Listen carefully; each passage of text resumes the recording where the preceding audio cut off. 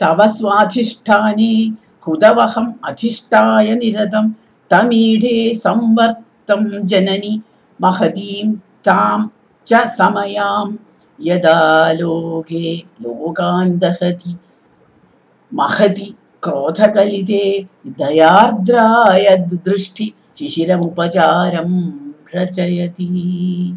ഹേ ജനനി, നിന്റെ സ്വാധിഷ്ഠാനത്തിൽ അഗ്നിയായി നിന്ന് എപ്പോഴും പ്രളയാഗ്നിയായ സംവർത്തകൻ എന്ന് പറഞ്ഞാൽ കാലാഗ്നി രുദ്രൻ, ആ സംവർത്തകന്റെ താണ്ഡവമാടുന്ന ശിവനെ നീയാകുന്ന സമയോടൊപ്പം ഞാൻ വന്ദിക്കുന്നു. അവന്റെ ക്രോധാഗ്നിയിൽ ഈ ലോകം മുഴുവൻ ദഹിക്കുന്നത് കണ്ട് നിന്റെ ദയാർദ്രമായ ദൃഷ്ടി ഞങ്ങളെ ശിശിരോപചാരത്താൽ തണുപ്പിക്കുന്നുവല്ലോ. ലോകം മുഴുവൻ ആ താണ്ഡവത്തിന്റെ അഗ്നിയിൽ ദഹിക്കുമ്പോൾ ദയ പൂണ്ടിട്ട് മക്കൾക്കൊരു സുഖം കിട്ടാൻ ആ ദയാർദ്രമായ ദൃഷ്ടിയുടെ ശിശിരോപചാരം കൊണ്ട് തണുപ്പിക്കുകയാണ്. കാമദേവനെ അങ്ങനെയാണല്ലോ പുനരുജ്ജീവിപ്പിക്കണല്ലേ. അതുപോലെ ലോകത്തെ മുഴുവൻ, ഈ ലോകത്തിലെ സകല ചരാചരങ്ങളെയും സംഹാരത്തിൽ നിന്ന് സംരക്ഷിച്ചുകൊണ്ട് പിന്നെയും സൃഷ്ടിച്ചുകൊണ്ടിരിക്കുകയാണ് ദേവി. അവിടെ ആ ദയാർദ്രമായ ശിശിരോപചാരം കൊണ്ട് തണുപ്പിക്കുകയാണ് ചെയ്യുന്നത്.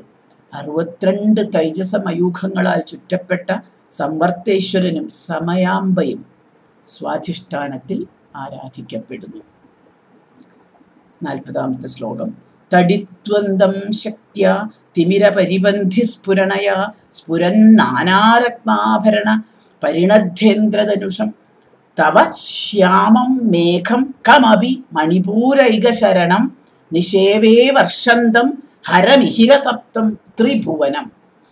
ഹരനാകുന്ന മിഹിരനാൽ, ഹരനാകുന്ന സൂര്യൻ, ഹരനാകുന്ന മിഹിരനാൽ, ആ മിഹിരൻ, ഹരനാകുന്ന മിഹിരൻ അവിടെ ജ്ഞാനസൂര്യനാണ്. ആക്ച്വലി തപസ്സുള്ള, താപമുള്ള ജ്ഞാനസൂര്യനായ ആ ഹരനാകുന്ന മിഹിരനാൽ തപ്തമായ ത്രിഭുവനത്തെ, ചൂട് ജാസ്തിയായ തപസ് അധികമാകുമ്പോ ആ ചൂട് കൊണ്ട് ലോകമൊക്കെ അങ്ങനെ വരളണം മരുത്ത ഇത് വരും.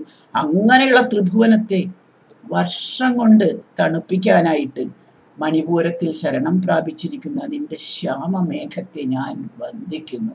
ആ ശ്യാമമേഘ കളയഭരനായിട്ട് ആ മോഹിനി രൂപത്തിൽ മുകളിൽ അങ്ങനെ വന്ന് നിറഞ്ഞു നിന്നിട്ട് ആ ദേവി ആ കരുണാവർഷം തൂകിയിട്ടില്ലെങ്കിൽ നമ്മുടെ സ്ഥിതി എന്താ? ചുട്ടുപൊരിയില്ലേ? ആ ചൊടലത്തിന്റെ ആ വേനലിന്റെ ആ കൊടും ചൂട്, ആ ഉഗ്രം, അതാ ഹരന്റെ താണ്ഡവ നൃത്തത്തിന്റെ ചൂടാണ്.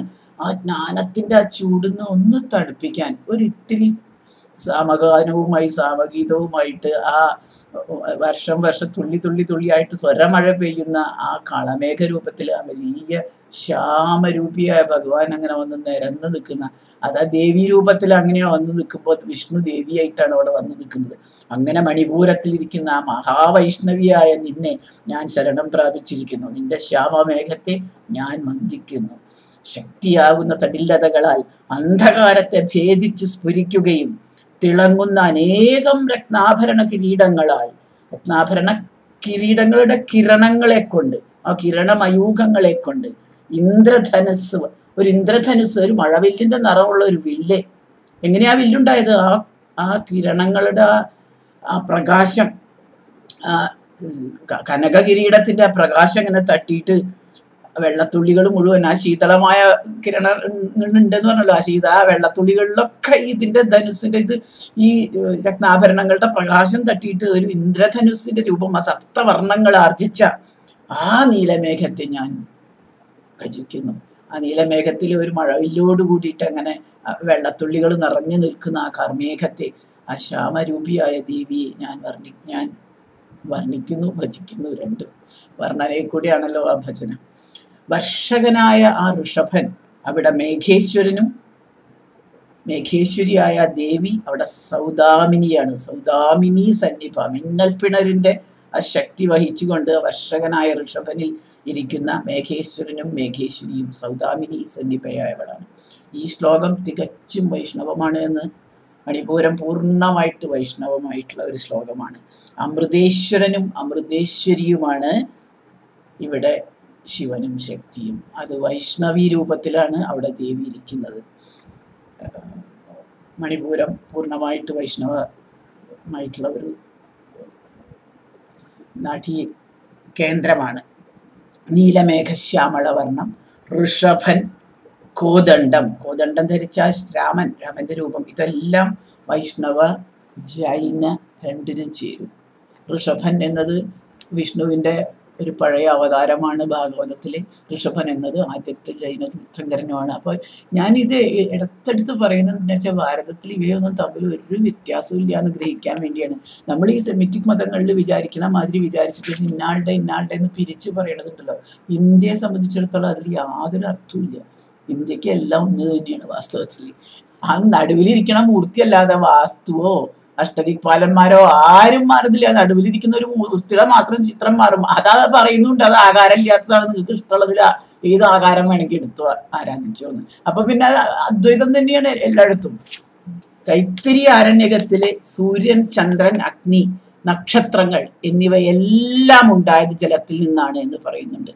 മണിപൂരത്തിലെ അമൃതജലം സൂര്യബിംബത്തിൽ നിന്ന് വന്നിട്ട് ചന്ദ്രനിൽ വന്ന് നിറയാണ്. ചന്ദ്രനിലെ അമൃതം സൂര്യനിലേക്ക് തന്നെ തിരിച്ചൊഴുകി ജീവജാലങ്ങളെ വീണ്ടും പോഷിപ്പിക്കുകയും ചെയ്യുന്നു. ഇതാണ് യോഗികളുടെ അങ്ങോട്ടും ഇങ്ങോട്ടുള്ള സൂര്യചന്ദ്ര നാഡികളിലൂടെയുള്ള ആ കുണ്ടലിനി ശക്തി പ്രവാഹം.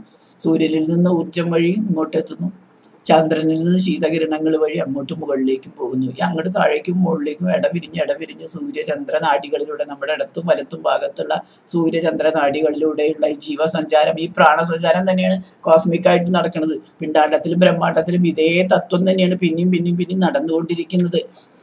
ജലതത്വരൂപമായ ചൈതന്യ രൂപത്തിലാണ് കിരണങ്ങളിലൂടെ ഒഴുകിയെത്തുന്നത്. കിരണങ്ങളിലെ സൗണ്ട് വേവ്സ് എന്ന് പറയുമ്പോൾ ജലം വേണം, ആ ഒഴുക്കിന് ജലം വേണം. ആ കിരണങ്ങളിലെ ജലതത്വരൂപമായിരിക്കുന്ന ആ വോയിസ് വൈബ്രേഷൻസിനെയാണ് അവിടെ അത് പറയുന്നത്. യജുർവേദത്തിലെ നൗകകളിൽ സംസാരജലം തുഴഞ്ഞ് വേണം യോഗികൾ മറുകരയിലെത്താൻ എന്ന് പറയുന്നുണ്ട്. സ്വാധിഷ്ഠാനത്തിലെ അഗ്നിയും മൂലാധാരത്തിലെ പാർത്ഥിവമായ നൗകയും വിശുദ്ധിയിലെ വ്യോമമായ നൗകയും മണിപൂരത്തിലെ ജലനൗകയും ആജ്ഞയിലെ മാനസ നൗകയും ഇതിന് സഹായിക്കും എന്ന് ശ്രീ വിദ്യാതന്ത്രം പറയുന്നു. അപ്പൊ ഏത് ചക്രത്തിലെ കൂടെ പോയാലും നൗക തന്നെയാണ്. ഓരോ ചക്രത്തിനെ ഉത്തേജിപ്പിക്കുന്നതും ഓരോ സ്റ്റെപ്പ് മാത്രമാണ്. അതുകൊണ്ട് ഇതിനെ പാടൂ, ഇന്ന ചക്രത്തിനെ പാടൂ എന്നില്ല. ഏത് ചക്രത്തിലും നിങ്ങൾ ഉത്തേജനം നടത്തിയാലും അതിൽ ഈ ശരീരം മുഴുവൻ വ്യാപിക്കുന്നുണ്ട്. അതൊരു ഇക്കോ സൈക്കിളാണ് ആക്ച്വലി. ഒരു ചക്രത്തിനെ നിങ്ങൾ നന്നായിട്ട് സ്റ്റിമുലേറ്റ് ചെയ്താൽ മറ്റെല്ലാ ചക്രത്തിലേക്കും അതിന്റെ അനുരണനങ്ങൾ സൗദാമിനിയല്ലേ, ഇലക്ട്രിസിറ്റി പാവേണ പോലെ ടോപ്പ് വരെ പോകും. ഒരു ചക്രത്തിനെ നന്നായിട്ട് സ്റ്റിമുലേറ്റ് ചെയ്യാൻ സാധിച്ചാൽ മതി നമുക്ക്. അതിനുള്ള രാഗങ്ങളുണ്ട്, അതിനുള്ള ആരാധന രീതികളുണ്ട്. അതിനെ നന്നായിട്ട് ശ്രദ്ധാപൂർവം ചെയ്താൽ ബാക്കിയെല്ലാം സാധിക്കും നമുക്ക്. 38ാം ശ്ലോകത്തിൽ പറഞ്ഞ ശിഖിപരമായ ജ്ഞാനയോഗത്തിന്റെ ചൂടിൽ നിന്ന് 39ാം ശ്ലോകത്തിൽ പറഞ്ഞ സമ്പർത്താഗ്നി ആകുന്ന മൃത്യുഭയത്തിന്റെ ചൂടിൽ നിന്ന്, ഇതിന്ന് രണ്ടിൽ നിന്നും കരുണാവർഷം പെയ്ത് മാനവഹൃത്തിനെ തണുപ്പിക്കുന്ന വർഷകനായ ആ ശ്യാമമേഘരൂപമായ ശ്യാമമേഘവർണ്ണനായ ഈശ്വരന്റെ ഭക്തിഭാവത്തെക്കുറിച്ച് ഈ ശ്ലോകം പറഞ്ഞിരിക്കുന്നു. മണിപൂരത്തിന് താഴെയുള്ള ചക്രങ്ങൾ പ്രകാശരഹിതങ്ങളാണ്. അതിനാൽ പടി കയറുമ്പോൾ ആദ്യത്തെ പ്രകാശമണ്ഡലം ഭക്തിഭാവമാണ്. പടി ഇറക്കത്തിലും അവസാനത്തെ ഭാവം ഭക്തിഭാവമാണ്. തുടക്കവും ഒടുക്കവും ഭക്തിഭാവത്തിലാണ്. ഇടയിലാണ് ജ്ഞാനവും കർമ്മവും ഒക്കെ വരുന്നത്. തുടക്കം ഭക്തി വേണം, ഒടുക്കവും ഭക്തിയിൽ തന്നെ അവസാനിച്ചേ പറ്റൂ. അങ്ങനെയാണ് ആ പടിക്കയറ്റവും പടിയിറക്കവും. ആദ്യത്തെ പടി വെച്ചല്ലേ അവസാനത്തെ പടിയിലേക്ക് എത്താൻ പറ്റൂ. ഭക്തി എന്ന് പറയുന്നത് നിഷ്ഠാപൂർവം ഉള്ള ഉപാസനയാണ്. ശ്രദ്ധാപൂർവം നിഷ്ഠാപൂർവം ഒന്നിനെ തന്നെ ഉപാസിക്കുന്നതിനെയാണ് ഭക്തി എന്ന് പറയുന്നത്. ആ പരമപ്രേമത്തിനെയാണ് ഭക്തി എന്ന് പറയുന്നത്. പരമപ്രേമത്തോടെ ഒന്നിൽ തന്നെ ശ്രദ്ധ ഉറപ്പിച്ച് അതിൽ തന്നെ നിഷ്ഠയോടെ ഉപാസിക്കാൻ തുടങ്ങിയാൽ നമ്മൾക്ക് പടി കയറ്റം തീർച്ചയാണ്. തിരിച്ചിറങ്ങുമ്പോഴും അത് മറക്കാതെ ആ നിഷ്ഠയോടുകൂടി തന്നെ ഇറങ്ങാനും നമുക്ക് സാധിക്കണം. ഇത്രയേ ഉള്ളൂ. അത് വളരെ സിമ്പിളായ ഒരു പ്രോസസ്സാണ്. പക്ഷെ അത് ചെയ്തു നോക്കുമ്പോൾ അറിയാം അതിൻ്റെ എവിടെയല്ല എങ്ങനെയല്ല ആ ശ്രദ്ധ തിരിക്കാൻ ഉള്ള ആളുകൾ ചുറ്റുമുണ്ട് എന്നുള്ളത് ആലോചിച്ചറിയാം. ആ ശ്രദ്ധയിലോ ആ തിരിക്കാനുള്ള ശ്രദ്ധയിലൊന്നും പെടാതെ നമ്മുടെ നേറായ ഋജു മാർഗത്തിൽ നമ്മൾ നിന്ന് കഴിഞ്ഞാൽ അതിൻ്റെ ഒരു സുഖം, അതന്നെയാണ് ലോകത്തെ ഏറ്റവും പരമമായ ബ്ലിസ് എന്ന് പറയുന്നത്.